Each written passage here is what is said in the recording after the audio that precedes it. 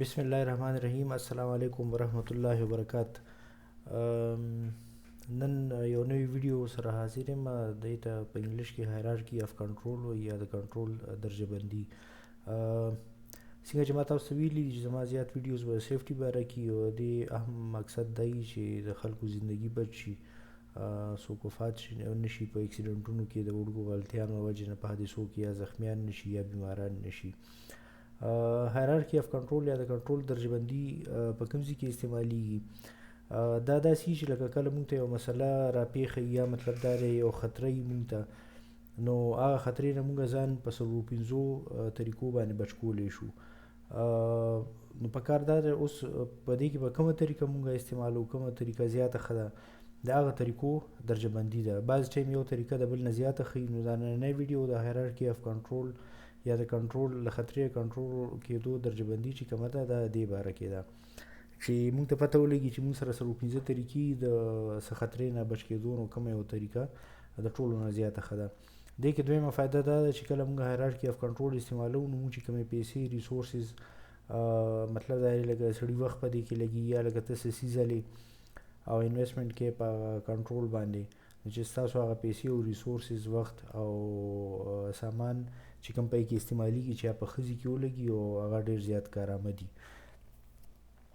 ټولو ناول طریقه چې کومه ده، په ټولو ناول څیز چې کله موږ ته یو خطره را مخامخ یا مطلب دا دی څه داسې څه نقصاندې څیز وي، د ټولو ناول تاسو څه کوشش کوئ؟ تاسو ټولو ناول کوشش کوئ چې هغه خطره ایلیمینیټ شي، په انګلیش کې ورته ایلیمینیټ وایي، یا د سره ختمول، چې بیخي ختمه کوي. د دې مثال څه دی؟ د دې مثال داسې دی چې لکه تاسو یو کارخانه کې کار کوئ او هلته د بجلۍ نوې کارخانه لګوئ، هلته د بجلۍ څه ټولز استعمالیږي، ډرل یا څه بل څه څیز استعمالیږي یا په کور کې، او تاسو سره دویم آپشن دی چې هغه په کمپریسر والا ټولز هم استعمالیدی شي. داسې ډرل مشینونه به لیدلي یا تاسو لیدلي به اکثر د ټیرونو په دوکانونو کې چې کومې هغه نټونه بدلوي په ټیر باندې لګوي، نه د هوا یو مشین استعمالوي، د هوا یو سکرو ډرایور استعمالوي. نو دا ښکاره ظاهره خبره ده چې تاسو کله نومیټیک ټولز استعمالوئ یا د هوا والا ټولز استعمالوئ، نو هغه به تاسو له دې کې بجلي نه وي، د بجلۍ د شارټ د سره خطره روکه شي. نو داسې لکه مختلف څیزونه کیدی شي تاسو ته کله یو خطره مخامخ وي او تاسو یې نه بچ کېدل غواړئ، نو ټولو نه ښه طریقه دا ده د ټولو د فایدې دپاره چې هغې خطره تاسو سره روکه کوي. د دې مثال به تاسو لاسې درکړم، لکه اوس یو ځای کې نالی ده یا مثلا یو ځای کې نالی ده او سړی وایي چې یاره دې کې ماشومان وغورځېږي یا بل څه، نو ښه خبره ده چې بس په دې باندې چت واچولی شي او ډکه شي په کور کې، لکه هغه پټه شي، نو تاسو خطره د سره روکه کړه. دا د ټولو نه لومبنی او کارآمد طریقه ده چې خطره د سره روکول چې کوم دی دا د خطرې د ټولو نه ښه علاج دی. دویمه طریقه موږ سره دا کیدی شي چې کله موږ یو خطرې ته مخ یو چې هغه خطره کمه کړو، مطلب دا دی که مطلب د سره یې روکولی نه شو، نو دویمه طریقه دا ده چې هغه کمه شي. هغه څنګه؟ داسې کیدی شي چې مثلا زموږ په کورونو کې یا پاکستان کې عام چې کوم د بجلۍ څیزونه استعمالیږي یا 220 وولټ دي، دا ډېر زیات خطرناک دي. اکثر به تاسو لیدلي چې یاره چا له بجلۍ شارټ ورکړو هغه ترېنه وفات شو یا زخمي شو، ډېر زیات بیمار شو.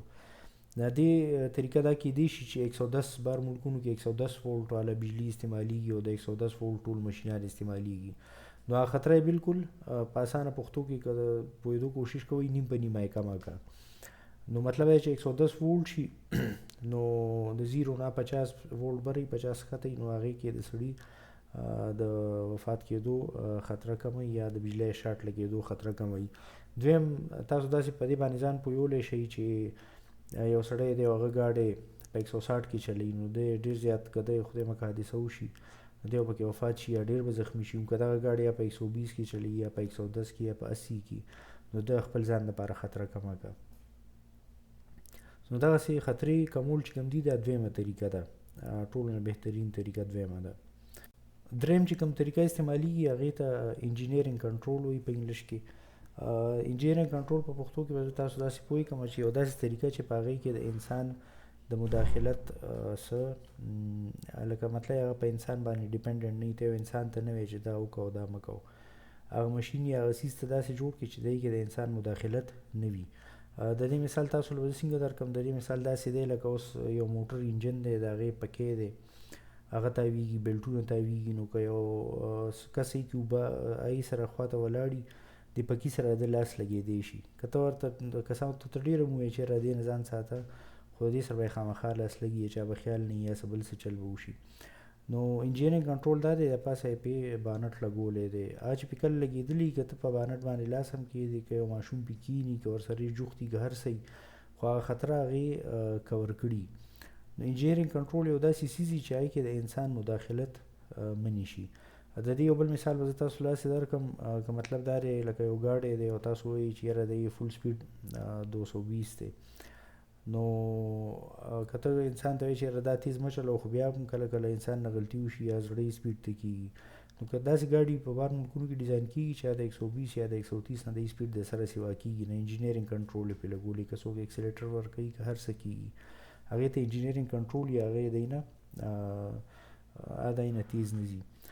دریم مثال به داسې درکړم، که تاسو چېرته کې مطلب غر باندې ځئ یا مطلب اوچت ځي کې ولاړ یئ، یو بلډینګ دی ډېر زیات اوچت دی، تاسو په چت ولاړ یئ، نو که یې باندې هغې ته جنګله نه وي لګېدلي یا ورته چاردیوالي ورته نه وي، بره پردوال نه وي، نو د خلکو راغورځېدو، د ماشومانو راغورځېدو خطره زیاته وي. خو چې کله تاسو پې هغې باندې پردوال ولګولو یا جنګله مو لګوله، دا انجینرینګ کنټرول شو. که یو انسان یې سره جوخت ولاړ وي، یې سره تندکه مو خوري یا ماشومان لوبې هم کوي، نو د هغې د راغورځېدو چانس نه وي. څلورمه طریقه ایډمنسټریټیو کنټرول ده. پاکستان کې او زموږ په علاقو کې اکثر په ایډمنسټریټیو کنټرول باندې ادارتي کنټرول چې څه ته وایي، دې کې ادارتي کنټرول په اسانه پښتو کې هغه چې ته یو سړي ته ووایې چې یاره مطلب دی دلته ستا لپاره خطره ده، دلته جوخ مه ځه. لکه یو بربنډ تار پروت دی او ته یو ماشوم ته یا سړي ته وایې چې یاره دې خوا ته مه ځه، دا ایډمنسټریټیو کنټرول دی. ته هغه سړي باندې ډیپینډنټ یې چې یاره دی به دا غلط کار نه کوي. یا مطلب دا روډ باندې سپیډ لیمټ لګېدلی چې یاره په دې روډ باندې 80 نه په بره مه ځئ یا 60 نه یا 100 نه یا 120 نه، تا ته وینا کېږي. نو دا چې کوم دی انجینرینګ کنټرول دی. بعض ځایونو کې تاسو به لیدلي چې لاړ شئ چېرته کې څوک فرش صفا کوي، نو هلته یې د ویټ فلور د لوند فرش نښه لګولي چې یاره په دې ځای کې څوک راونه غورځېږي. نو دا ټول چې کوم دي دا ایډمنسټریټیو کنټرول دی. دې دا د خطرې نه بچ کېدو یو طریقه ده، خو دې نقصان دا دی چې تاسو انسان باندې ډیپینډنټ یئ، تاسو دا سوچ کوئ چې یاره انسان دی یو غلط کار ونه کړي، نو دې کې بیا هم د غلطۍ چانس انسان سره کېدی شي. پنځمه او اخري طریقه د یو خطرې نه بچ کېدو لپاره انګلیش کې ورته PPEs یا پرسنل پروټیکټیو اکوپمنټ وایي.